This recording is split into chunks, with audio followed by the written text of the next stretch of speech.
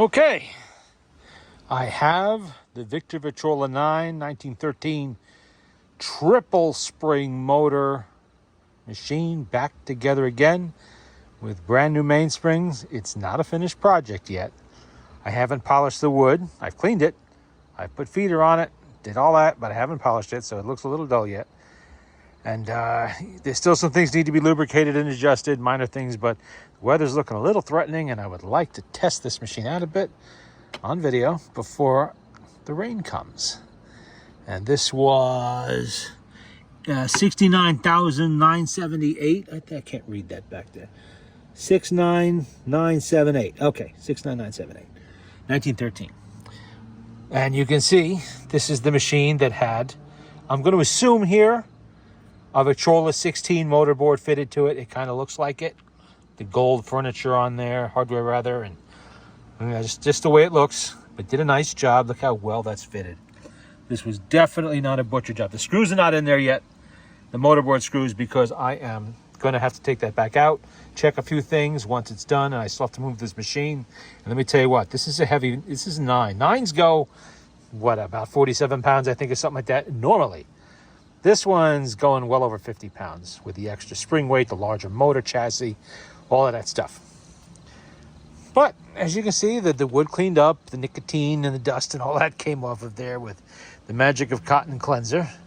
I have a Paul Whitman record on there, a bit of a risk because sometimes those records are so worn they won't play. He was that popular. But we'll see. I got a little stack here. I didn't really set up any records to test this time. Just going to do this quick and dirty. I have it wound up. And I've actually set the speed using a cell phone app, a smartphone app, which is something I haven't used before. So I think it's close. Once it's indoors, I will test it with the stroboscope disc just to make sure. But I'm pretty sure it's pretty close. I mean, I can use my ear too and tell, but for now, it's good enough. Okay, did I put a needle on there? I did. I rebuilt the reproducer. It's got new gaskets in it. All of that. We have, that is working. When it hits 78, there we go. It maintains steady speed. Let's see.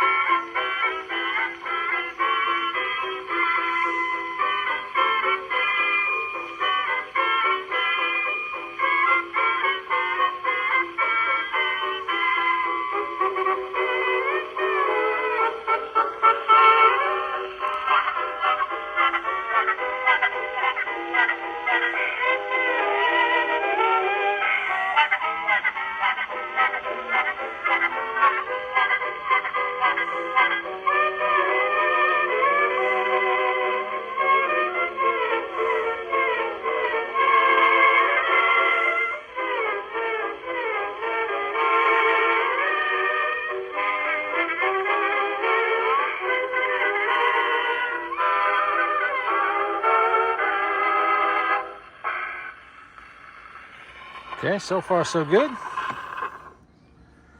No auto stop on this one, although it is using half of the Victrola 16's auto stop brake, or whatever machine they took this motherboard from. But let's see. Let's do side B. Side A played pretty good. We'll try side B. The brake isn't holding that well. I'm going to have to replace the leather, or maybe just replace the entire brake with one more suiting for a non-auto stop machine. This was 1913, so this did not originally have any kind of auto stop on it. The tone arm is original. It does not have any kind of, stud there to trigger the auto stop. They did a very nice job setting this motor in here. The geometry is pretty good. It's just as good as the 9 would have been. They did a nice job. Lonely Little Melody. Paul Whitman and his orchestra. Let's see if she plays. Hopefully she does. The grease is beginning to get distributed around now. She's spinning up easier.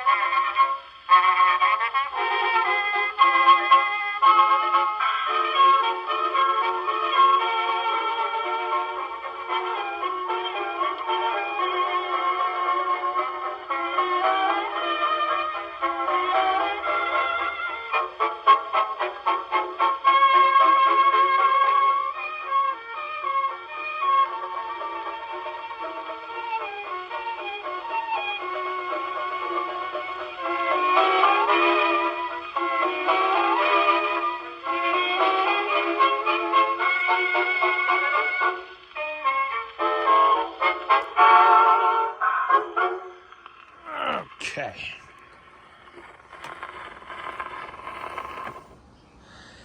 And, of course, the Victrola number 2 is also an upgrade. They knew what they wanted.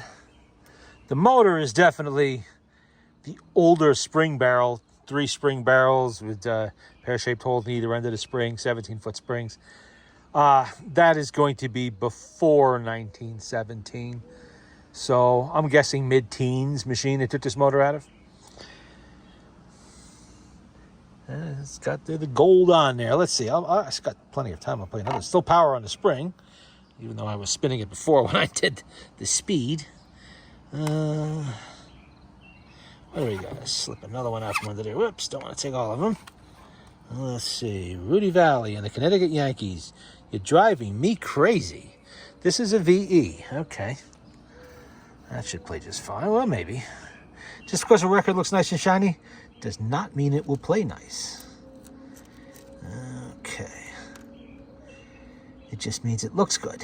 But down in the grooves where it matters, it could be all Okay, crapped up with everything. There we go. Not stab ourselves on that.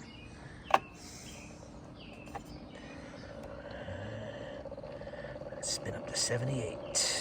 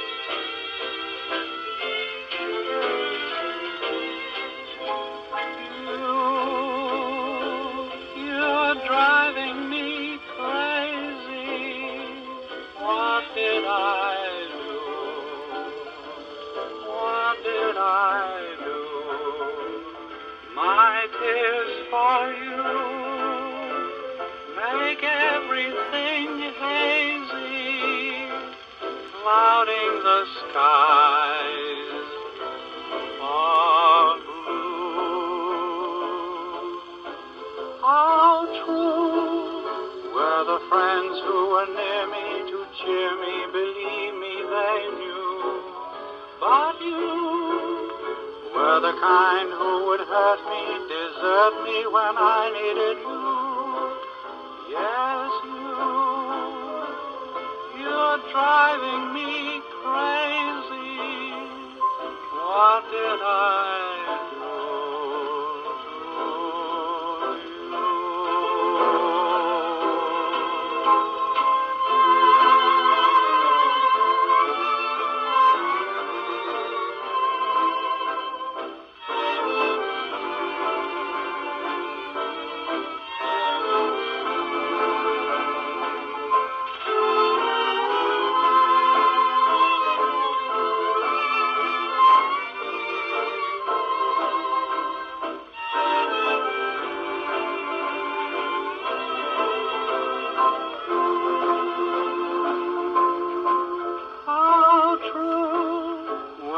friends who were near me to cheer me, believe me, they knew.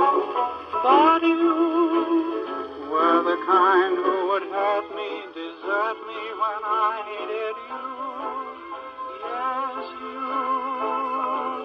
you're driving me crazy.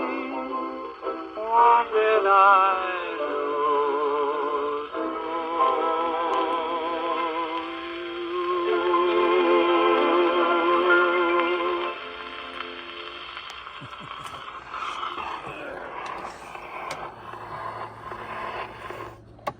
Mr. Rudy Valley. Okay. And one thing I did notice, for all the work whoever did on this machine, oh great, we have Cat here on it already. They did not rebuild the reproducer, because what I found inside that number 2 was an original Victor one-piece gasket, hard as stone, and frankly did appear to have been in there since the teens. Well, not the teens, but the early 20s. And I don't know, I find that a lot, that people will tackle all kinds. I found the same thing with the handmade Victor Victrola 50, that it hadn't been rebuilt. And the motor, all of that they did, and the cabinet they built and everything, they didn't rebuild the reproducer. That's the most important part of this. The only thing the motor does is spin this turntable at 78. That's it. That's all it does. A steady 78 RPM under load. That's all a motor does. Everything else is up to that device right there, your reproducer. If you don't have supple gaskets in there so that the diaphragm has a freedom to move like it's supposed to, your records are going to sound like crap. This is where the reputation of these machines comes from. Where people say, oh, old, scratchy, tinny, like 2 kids playing with tin cans on a string. Yeah, if you don't rebuild your reproducer, that's exactly what it sounds like. It sounds like crap. And this guy, for some reason, didn't. Maybe, no. You know what? Even in the 1950s and 60s, you could have gotten materials to rebuild these. Even if all you did was use rubber tubing and made your own gaskets, you could do it. You know, there was a collective fraternity for these machines back then. They were around. And people did, and whoever had the knowledge to build this, to do this kind of work and to set it up properly, should have known how to rebuild a reproducer, that it needed to be rebuilt, and where to find the parts. But some just didn't do it. But that has been rectified because that reproducer is completely rebuilt now. I will put up with a lot, but I will not put up with a machine that doesn't sound as good as it can. And unless you rebuild the reproducer, well, it's not going to sound too good. Not as good as it should. And by rebuilding, I mean properly rebuilding it. You know, it's not a matter of just throwing gaskets in there. You do have to know how to set the needle bar properly, how to do... Oh, boy. That record's a little alarming. We may have to start that one in the middle. Ouch. I hate that. Ah, well. Not much I can do with it. I had another one here. I think I had a copy of the Star Spangled Banner. How about that one? Where is it? There it is. A Victor red label on the bottom. Star Spangled Banner. You have to know how to, properly adjust the needle bar and set it. And all of that. There's a lot more to it than just throwing gaskets in it. And, of course, you got to make sure you get your isolator gasket back there, too. It has to have freedom of movement. It's got to sound good. Otherwise, why bother? It's just a display piece. That's all you have. Might as well just go to CDs at that point instead of bothering to play the records. But this has been done now. You can see he came up with solutions for the missing felt pads there. He got felt from somewhere. This is almost a yellow. I think it was a gold color at one time. It was probably trying to match the wood color. I don't think he replaced the felt on the turntable. Not that it needs it. It's okay. He did have to move the location of the crank hole. He had to drop it down about a half an inch or so, 3/4 of an inch. But he put a nice plug in there and didn't just leave an empty hole staring you in the face. He added, little touches like the knob here. That's a cabinet knob. And, stuff like that. He did a really, really nice job. But didn't rebuild the reproducer. Rebuild your reproducers. Okay. There we go. Or have them done anyway, but there. Should be running low on power by now.